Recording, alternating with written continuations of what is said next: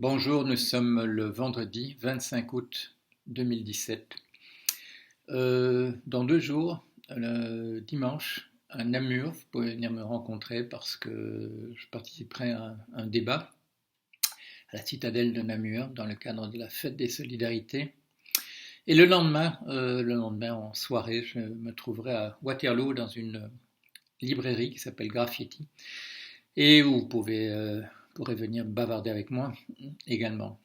C'est le début du lancement de ce livre que je vais vous montrer. Je vous ai déjà montré.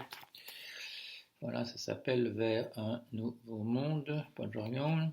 Et c'est pas indiqué là en bas. En bas, il est indiqué là l'éditeur, Renaissance du livre, mais derrière, il est montré que c'est un livre qui est patronné par Solidaris, le même mouvement socialiste belge qui patronne la fête des solidarités.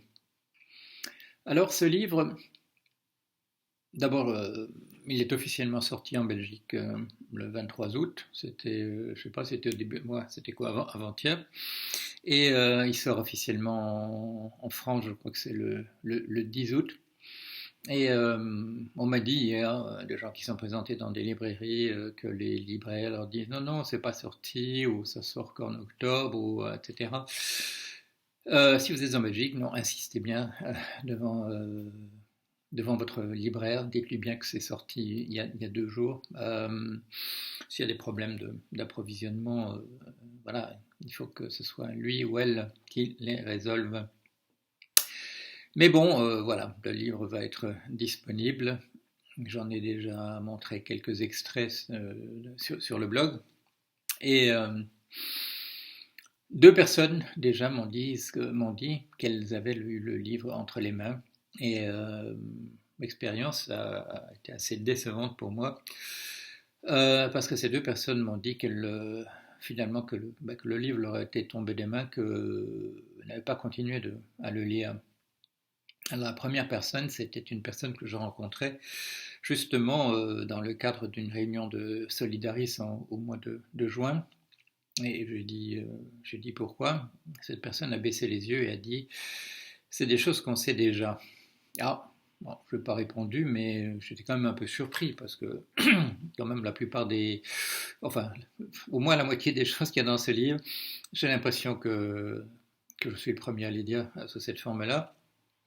Et si je ne suis pas le premier, ben on est, comme dans le cas d'avoir prévu la crise des subprimes, on était 3. L'un d'entre nous était au Kentucky, le deuxième au Pendjab, et puis le troisième c'était moi. Donc c'est pas des choses dont tout le monde parlait. On parlait que de ça au café du coin. Non. Alors bon, j'étais un peu surpris. Ça c'était au mois de juin. Et hier, j'ai compris un petit peu davantage parce qu'il y a une personne qui a réagi de la même manière sur le blog dans les commentaires et qui a dit c'est des choses qu'on sait déjà, et puis qui a ajouté j'ai arrêté de lire. Et là, j'ai voulu comprendre. Et alors, les explications sont venues un peu parce qu'il y a eu une discussion. L'explication, elle est dans le fait que la personne qui m'avait dit qu'elle avait arrêté de le lire, elle baissait les yeux en le disant. Et les réactions hier montrent ça aussi. Pourquoi est-ce que les gens arrêtent de le lire? C'est parce que c'est des choses qu'ils savent déjà, mais qu'ils ne veulent pas nécessairement s'admettre. C'est des choses qu'ils se savaient déjà dans leur fort intérieur, comme on dit, mais qui n'avaient jamais formulé. Et c'est de les voir formuler qui leur donne envie d'arrêter. Non pas parce que c'est des choses qu'ils savent déjà, parce que mes recommandations, par exemple, qui font la deuxième partie du volume, ils les connaissent sûrement pas du tout. On n'est pas à l'aise. En fait, on a honte. On a honte. On a honte de quoi? On a honte qu'il s'agisse de choses qui sont dans notre fort intérieur, mais qui, si on voulait bien les admettre, ferait qu'on n'accepterait pas, on ne continuerait pas d'avoir une vie comme celle-là. C'est ça qui se passe. Et il ne s'agit même pas d'être indigné ou atterré, parce qu'on peut être atterré dans son lit, ça ne dérange personne. On peut être indigné sous la douche, Voilà, ça peut gêner les voisins. Euh, mais être rebellé, là, il faut le faire nécessairement avec des gens autour de soi. Et dans la rue ou ailleurs, hein, voilà. Se rebeller, c'est quand même le stade au-dessus. Et si on lisait, sans que le livre vous tombe des mains, ce qui est écrit là, il est bien probable qu'on se rebelle. Et c'est peut-être là que se trouve l'explication de ce paradoxe qui avait été soulevé par Cédric Chevalier sur le blog. Il y a une baisse du nombre de gens qui lisent le blog de Paul Jorian. Elle est très nette. Ça remonte. Quand je donnais le chiffre, je crois que je disais qu'il y avait que 36 000 personnes qui regardent ça par mois. 36 000, on peut dire c'est déjà pas mal, hein, on peut déjà remplir un stade quand même avec ça. Mais ça a été à 150 000, donc ça a été beaucoup plus. Mais le paradoxe n'est pas là, évidemment. Le paradoxe, il est dans le fait qu'à l'époque, il y avait 150 000 personnes qui regardaient mon blog. Il y avait très peu de gens qui achetaient mes livres. Et là, c'est le contraire qui se passe. Mes livres se vendent bien, merci. C'est gentil de les acheter et j'espère que vous les lisez. Alors, comment on explique ce paradoxe? Parce que si on ajoute les chiffres, eh bien, on pourrait dire que dans l'ensemble, le nombre de gens qui lisent reste le même. Et je crois que l'explication, elle est là dans les yeux baissés de la personne qui m'a dit c'est des choses qu'on sait déjà. C'est que regarder un truc sur son ordinateur, il y a des gens qui passent qui vous demande ce que vous regardez, est-ce que c'est intéressant. C'est un truc qu'on doit partager d'une certaine manière. Bon, on peut regarder tout seul dans un coin, mais c'est pas un truc entièrement privé. Tandis qu'acheter un livre, d'abord on n'est pas obligé de le lire aux autres, et puis on peut le lire en secret. On peut le lire en secret. Alors voilà, il y a peut-être quelque chose dans ce livre qui soit sulfureux. Sulfureux. On parle beaucoup de Satan ces jours-ci. Et je vais vous montrer quelque chose. Je vais essayer de vous montrer quelque chose tout à l'heure en terminant, à moins que j'oublie. Mais sinon, je vous le montrerai une autre fois. Voilà. Alors, que vous le lisiez d'une manière ou d'une autre, lisez-le. Seul. Ou pas. En niant que vous le faites ou pas. Mais continuez de lire jusqu'au bout. Parce qu'il y a des recommandations. Et je crois que c'est pas mauvais pour la santé d'être mis face peut-être à ce qu'on n'aime pas, c'est-à-dire reconnaître une certaine lâcheté ou une certaine couardise de sa part, parce qu'il y a des choses qu'on sait et qu'on préfère regarder ailleurs. Ce qui me vient à l'esprit, c'est cette petite vidéo affreuse de cette jeune femme en Chine écrasée par les bagnoles et tout le monde s'en fout. C'est pas que les gens s'en foutent à mon avis, hein, c'est qu'on se dit à l'intérieur pourquoi est-ce que je fais rien. Ou alors un viol récemment au Maroc, des choses comme ça. Je ne crois pas que les gens soient indifférents, mais les gens se disent j'ai pas le courage, est-ce que je vais prendre un mauvais coup?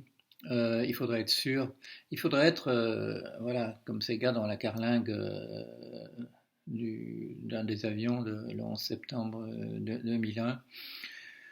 Let's roll, on regarde autour de soi, est-ce qu'il y en a d'autres qui sont prêts à aller? Parce que c'est vrai, moi aussi, je vais un jour voilà, dans un café, je me suis jeté sur un type qui avait un couteau et qui menaçait les gens, mais je ne l'aurais pas fait si je n'avais pas échangé quelques clins d'œil avec deux, trois gars, deux sans doute, qui étaient là et qu'on allait faire ça ensemble. Et c'est ça. Se rebeller comme ça, descendre dans la rue et se mettre à gueuler, on en voit des gens qui font ça à leur manière, à travers un système plus ou moins bizarre. Go berserk, devenir berserk, c'est une expression là. Je crois que c'est quand on avait mangé des champignons hallucinogènes, quand certains vikings devenaient berserk, commençaient à tout casser autour d'eux. Alors ça, on va pas loin, la police arrive rapidement et voilà. Se rebeller, Il faut d'abord se compter, surtout dans un système d'hypersurveillance, surtout avec des gens qui analysent ce que je dis là, surtout dans un système comme le nôtre, où les munitions, qu'on les appelle, les armes autonomes, on ne voit pas nécessairement qu'on est en train de faire avec l'intelligence artificielle. Ce ne sont pas des drones, ce seront des machines qui fonctionneront tout seules, qui prendront la décision de tirer en vous voyant. Et il ne sera même pas nécessaire quel est votre nom dans sa base de données ou quelle est la forme de vos iris déjà enregistrée. Non, non, non. Euh, les, les militaires travaillent là-dessus. Un certain type de comportement suffira pour qu'elles prennent la décision de se débarrasser de vous. Et se débarrasser de vous à l'abri des gens qui pourraient s'indigner à leur balcon. Parce que c'est quand vous retournerez à votre bagnole que le robot fera que vous ne pourrez pas mettre la clé dans la porte ou utiliser le petit machin qui remplace la clé maintenant. Tout sera très propre. Il y a un autre petit livre, tiens, voilà. Vous en avez déjà parlé. Four Futures de Peter Fraser. Mais avant ça, je voulais quand même dire un petit mot encore, parce que nous avons un très très grand cinéaste qui s'appelle Monsieur Paul Verhoeven, et Monsieur Paul Verhoeven, il a fait des films que les gens n'ont pas compris tout de suite. Il a fait un film comme Robocop, et on a dit qu'est-ce que c'est que ce truc, qu'est-ce qu'il prône une société comme ça avec des munitions ou des armes autonomes dans nos rues, utilisées par la police. Non, messieurs, dames, c'était un avertissement, ça viendra vite. Il a fait Starship Troopers, on a dit qu'est-ce que c'est que ce truc fasciste, etc. Et ben, ce truc fasciste, etc., ça vous montrait que dans une guerre entre les êtres humains et des insectes géants, les bons, c'est peut-être pas les êtres humains, c'est ça qu'il vous montrait. C'est un messieurs qui nous met dans le nez dans les choses qui ne sont pas faciles. Pourquoi est-ce que je m'interromps? Parce que je voulais vous parler d'un de ces films qui s'appelait Total Recall, et ce qui me vient à l'esprit, c'est un autre. Alors, je vais vous dire pourquoi Total Recall, c'est un monde où on ne sait plus ce que c'est de la fiction, ce que c'est de la réalité, et ça c'est une réflexion, bien entendu, inspirée de Philip K. Dick, sur les jeux vidéo, la réalité virtuelle, et ainsi de suite. Non, mais le dernier film qui me venait à l'esprit de Verhoeven, c'est son plus récent. C'est un film qui s'appelle Elle, et qui vous montre des choses qui sont dérangeantes, là aussi, dérangeantes. Elle vous montre un violeur qui n'est pas celui qu'on attendait. Elle vous montre la femme du violeur qui dit des choses qui vous prennent comme un coup de poing dans l'estomac. Et elle vous montre aussi, et ça il faut avoir le courage de le faire, une femme violée qui est ambiguë dans sa relation par rapport à ce qui s'est passé. Tout ça, ça dérange. Hein, je suis sûr que moi, ça me dérange de le dire. Vous, ça vous dérange sûrement de l'entendre. On lira un jour, il y a encore un film sur la résistance de Verhoeven dont le nom m'échappe en ce moment. C'est un monsieur qui a fait tout ça et qui continue de le faire, j'espère, pour nous faire réfléchir, pour nous mettre mal à l'aise et pour qu'on passe peut-être du stade de l'atterrement à celui d'abord de l'indignation et finalement à celui de la rébellion. Alors, je reviens à mon petit livre de monsieur Peter Fraser, For Future, il faut lire ça. Si vous ne lisez pas l'anglais, adressez-vous à un libraire, adressez-vous à un éditeur et dites qu'il faut traduire ça. C'est un livre, ah oui, le sous-titre c'est Life After Capitalism, la vie après le capitalisme. Il y a quelque chose de commun entre ce livre et ce que j'écris moi, c'est de dire de toute manière, si on continue comme ça, on continuera pas très longtemps. Le capitalisme, ça c'est un truc qui ne peut pas continuer à durer. Alors, une différence entre monsieur Peter Fraser et moi, c'est que c'est un optimiste.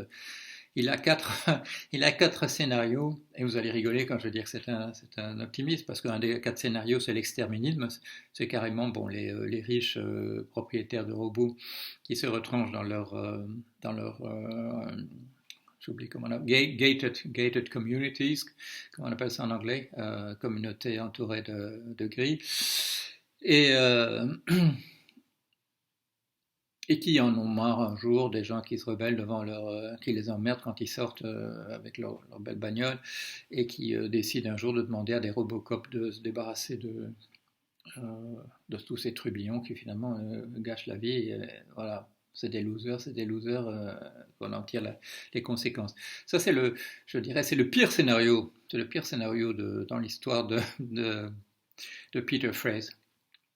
Parce que c'est un optimisme, il dit, bon, oui, mais enfin, d'accord, mais il y aura toujours ceux qui seront dans les bunkers, leurs bunkers creusés dans la montagne, qui vivront dans leur communauté barricadée.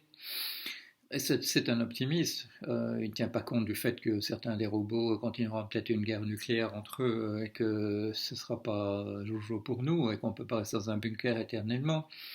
Qu'il y aura peut-être plus assez de robots, que les robots qui s'occuperont de la maintenance et de la surveillance des centrales nucléaires, il y en a peut-être qui tomberont en panne ou qui n'arriveront pas ou que s'il y a un accident, on verra comme à Fukushima, que même des robots, ils subissent des rayonnements qui arrêtent leur fonctionnement.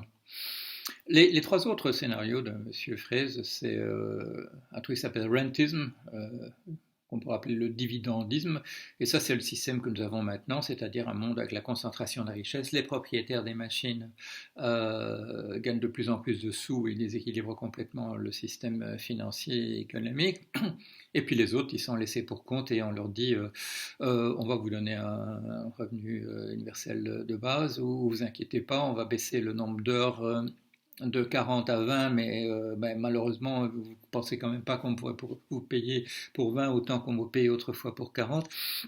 Ça, il appelle le rentisme, ou traduit en français dividendisme. Et puis, il a deux autres possibilités qui s'appellent le communisme et le socialisme. Alors, entre les deux, vous connaissez ma préférence. Il faut lire ce petit livre, c'est bien analysé, il lit beaucoup de choses, et comme beaucoup des social scientists, beaucoup des chercheurs de sciences humaines en ce moment qui réfléchissent sur toutes ces choses-là, sur notre avenir, sans être des futurologues, il fait appel de manière massive à la science-fiction qui est en fait notre science sociale collapsologue, projetée plus ou moins dans le temps, mais qui a déjà fait un très très bon boulot de réfléchir à tout ce qui pourrait nous arriver. Alors, je termine là-dessus. Alors, un petit livre qui s'appelle Vers un nouveau monde. Bon, c'est pas facile, effectivement, à lire le début. C'est pas une histoire d'horreur, c'est plutôt que ça dérange. Ça dérange parce que oui, le lecteur va se dire, oui, c'est une chose que je pense vraiment, et je n'ai jamais rien fait à ce propos-là. Je dis même le contraire aux gens autour de moi, et je fais croire à mon beau-frère qu'on ne pourra jamais compter sur moi pour changer les choses. Alors, faites l'effort d'être dérangé pendant un moment. Soyez atterré au départ, indigné ensuite, et rebelle ensuite. Et faites-le savoir. Si vous avez compris, c'est pas un livre pas facile à se procurer, ce sera plus simple sur Amazon, mais insistez auprès de votre libraire, même si la nouvelle n'est pas encore venue, que ce petit livre existe et qu'il est disponible en Belgique depuis le 23 août. Et en France, il sera disponible à partir du 10 septembre. Voilà, allez, à bientôt. J'espère voir certains d'entre vous. Il y en a un que je vois tout à l'heure, un d'entre vous. Et il y en a d'autres que je verrai à Namur et d'autres encore à Waterloo. Et puis, il y a encore des occasions en France et en Navarre et encore ailleurs. Allez, à bientôt. Au revoir.